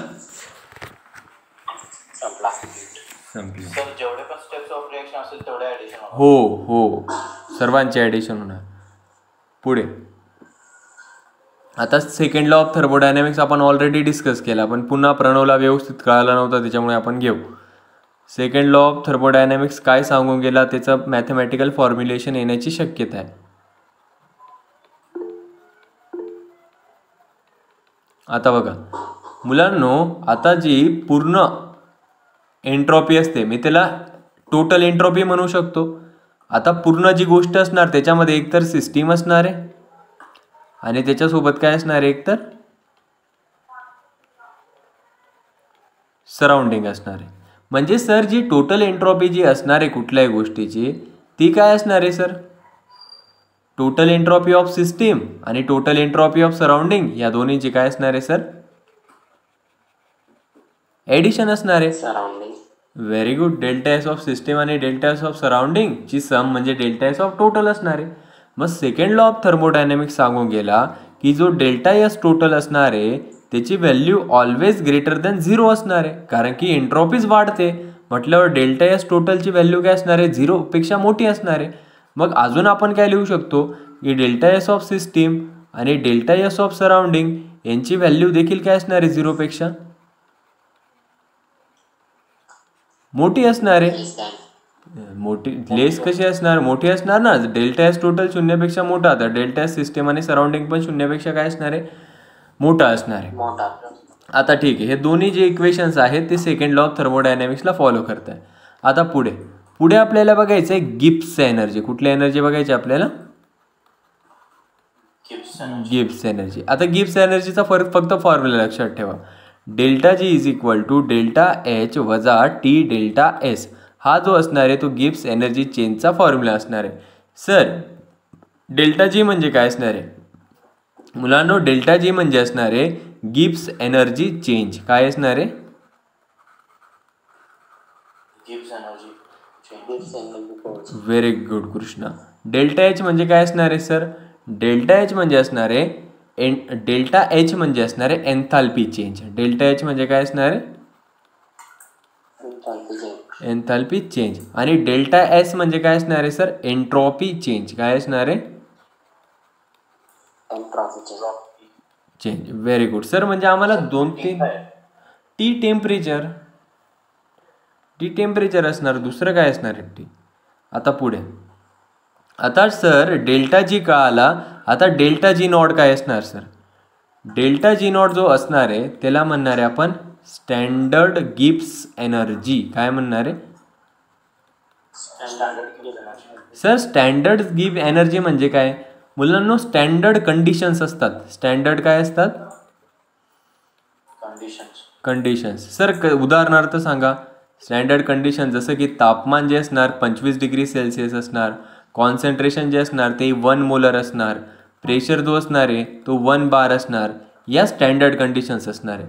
आणि ज्या वेळेस या स्टँडर्ड कंडिशन्सला गिब्स एनर्जी फाइंड केली जाते तेव्हा त्या गिब्स एनर्जीला फक्त गिब्स एनर्जी न म्हणता स्टँडर्ड कंडिशनला असणारी गिब्स एनर्जी म्हणतो. म्हणजे काय म्हणणार सर? Standard Gibbs energy. आता व्हेरी गुड. आता हा जो डेल्टा जी नॉट असतो आणि जो के सी असतो, डेल्टा जी नॉट आणि के पी असतो यांचं रिलेशन लक्षात ठेवा. सर के सी आणि के पी काय असणार आहे? के सी म्हणजे असणार आहे equilibrium constant for concentration. KP म्हणजे काय असणार sir? Equilibrium constant for pressure.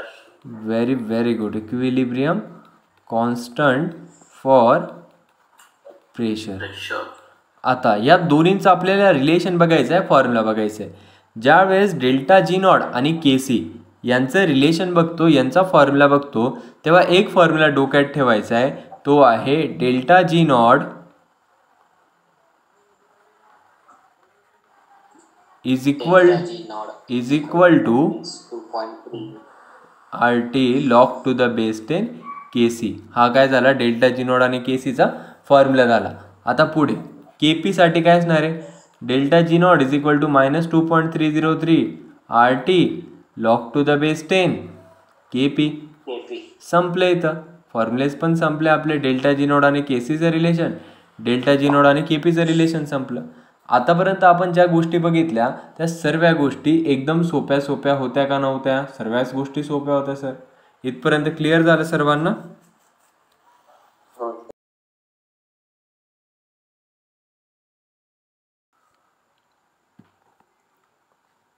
आता नेक्स्ट. आता मी तुम्हाला सांगितलं होतं की आपण जे एन्थॅल्पी वगैरे असणार आहे, जे काही कठीण गोष्टी आहेत त्या आपण लास्टला बघणार आहे. कठीण नाही म्हणू शकत आपण त्याला, सोप्याच गोष्टी. आता आपल्याला बघायचं आहे एन्थॅल्पी ऑफ केमिकल रिॲक्शन. सर्वात प्रथम काय बघणार आहे आपण?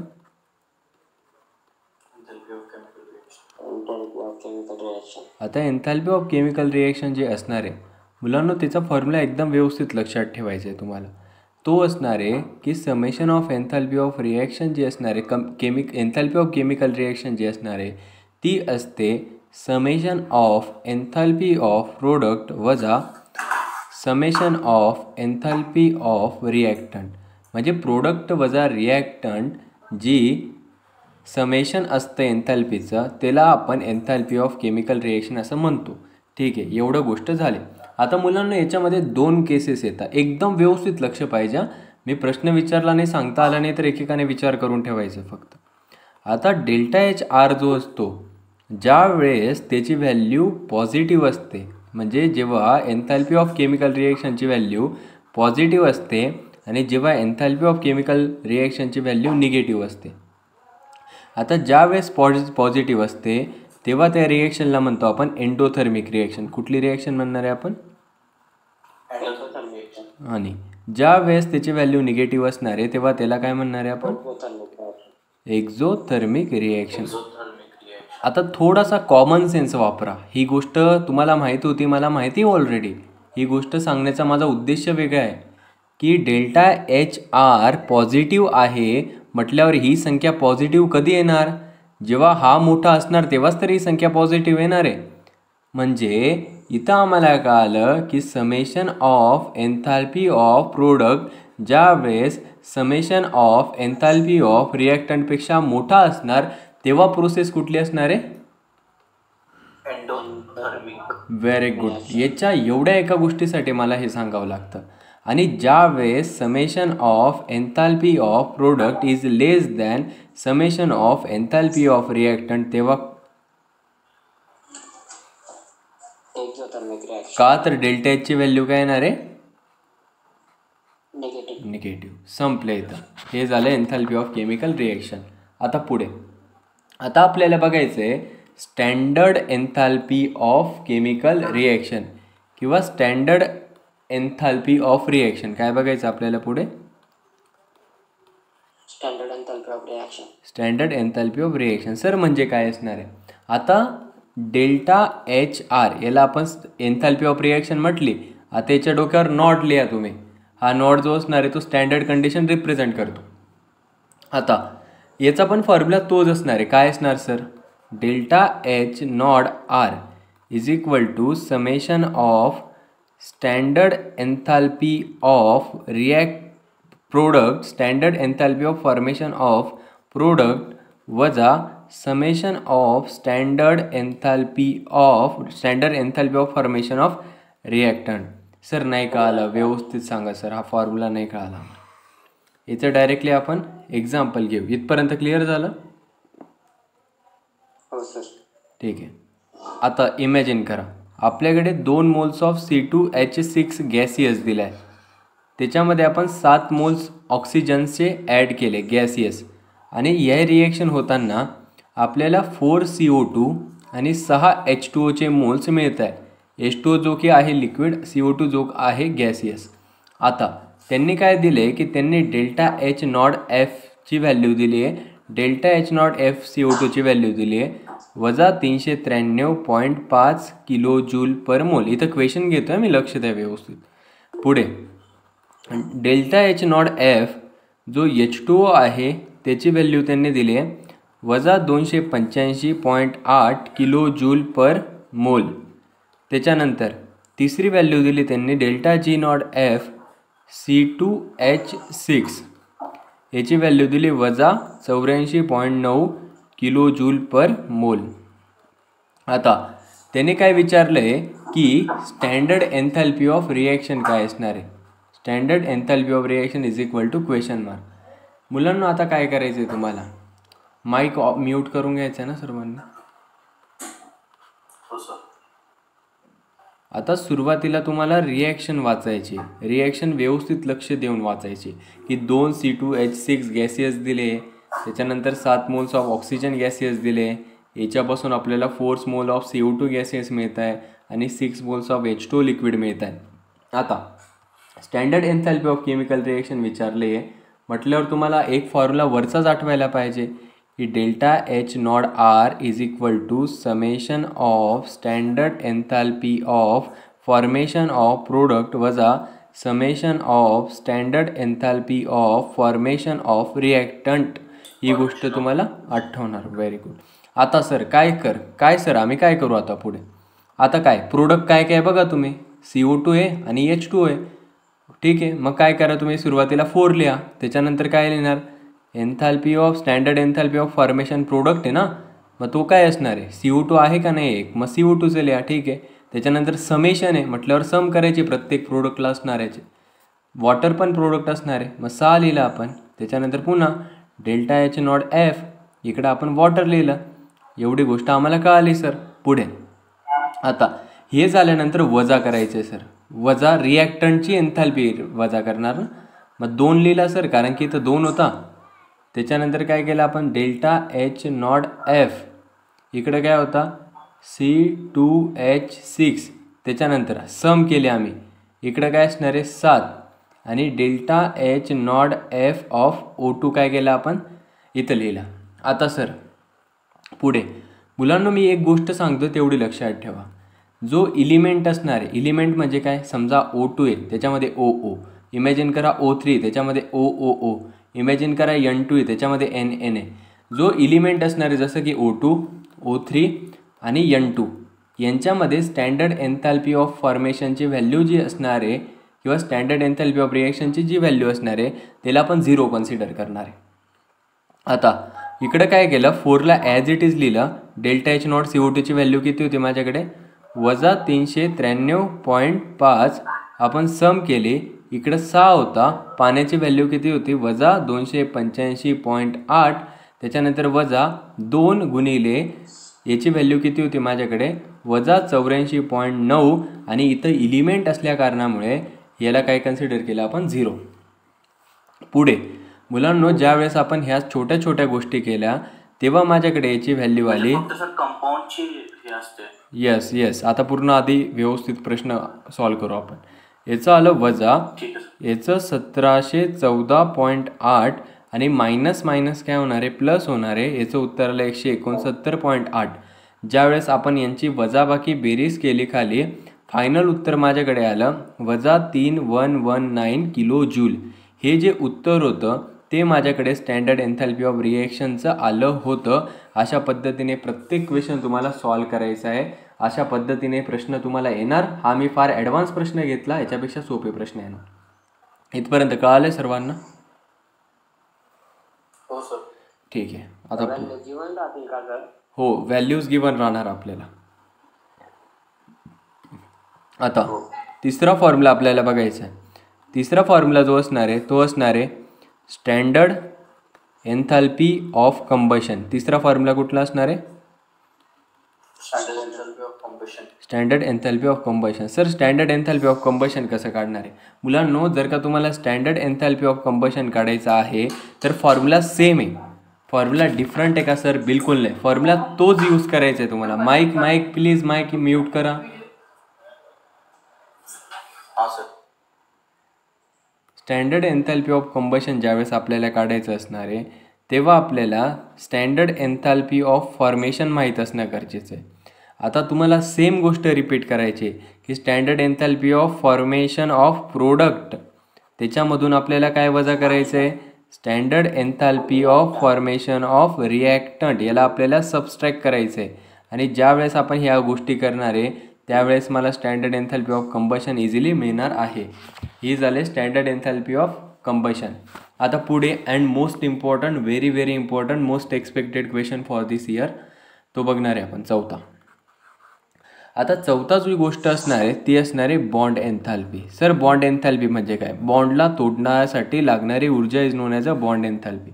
आता बॉन्ड एन्थॅल्पीमध्ये आपल्याला ज्यावेळेस बॉन्ड एन्थॅल्पीचा अभ्यास करणार आणि बॉन्ड एन्थॅल्पीमध्ये जेव्हा आपल्याला standard enthalpy of chemical reaction विचारली जाणार आहे तेव्हा मुलांनो तुम्हाला काय करायचं आहे? समेशन करायचं आहे. त्याच्यानंतर स्टँडर्ड एन्थॅल्पी ऑफ प्रोडक्ट वजा रिॲक्टंट नाही करायचं आहे. इथं हाच फरक आहे की इथं सुरुवातीला रिॲक्टंट आहे आणि त्याच्यानंतर वजा summation of standard enthalpy of product. हा फॉर्म्युला इथं चेंज असल्यामुळे इथं मुलं कन्फ्यूज होतं आणि हाच प्रश्न तो विचारतो. आणि बोर्डाला पण एक प्रश्न रिपीट झाला होता, सांगितलेला झाला होता.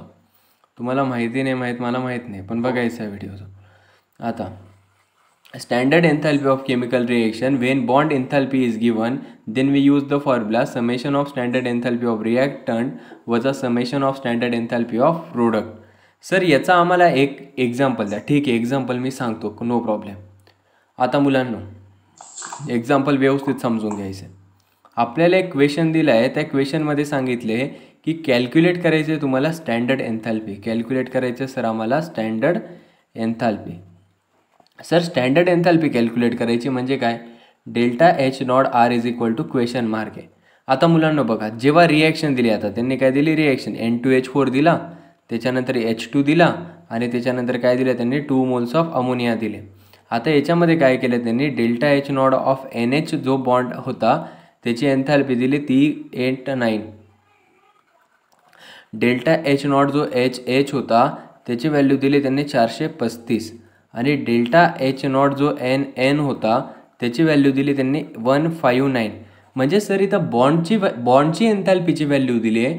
मुलांना एवढं दिसलं लगेच तुम्हाला एक फॉर्म्युला लिहून ठेवायचा आहे. Summation of standard enthalpy of reactant वजा summation of standard enthalpy of product. आता सर पुढे काय करायचं आम्हाला मुलांना N2H4ला तुम्हाला जरा थोडं व्यवस्थित सिम्प्लिफाय करा. N2 आहे ना म्हटल्यावर इथं N त्याच्यानंतर इकडे H लिहिला, इकडे H लिहिला, इकडे H आणि इकडे H लिहिला. ठीक आहे. H2 आहे ना मग इकडे एक H इकडे एक H. ठीक आहे. NH3 मिळतोय ना आपल्याला. मग कसं करणार सर आम्ही इकडं N इकडे H लिहिला, इकडे H लिहिला, इकडे H लिहिला आणि इकडे 2 लिहिला. ठीक आहे. No problem sir. आता पुढे काय करायचं आहे सर आता आपल्याला रिॲक्टंट वजा प्रोडक्ट करायचं आहे. काय करायचं आहे सर आम्हाला रिॲक्टंट वजा प्रोडक्ट करायचं आहे. मग आधी बघा तुम्ही व्यवस्थित की रिॲक्टंट साईडला NH किती हा 1 हा 2 हा 3 आणि हा 4 आणि हा 1 5.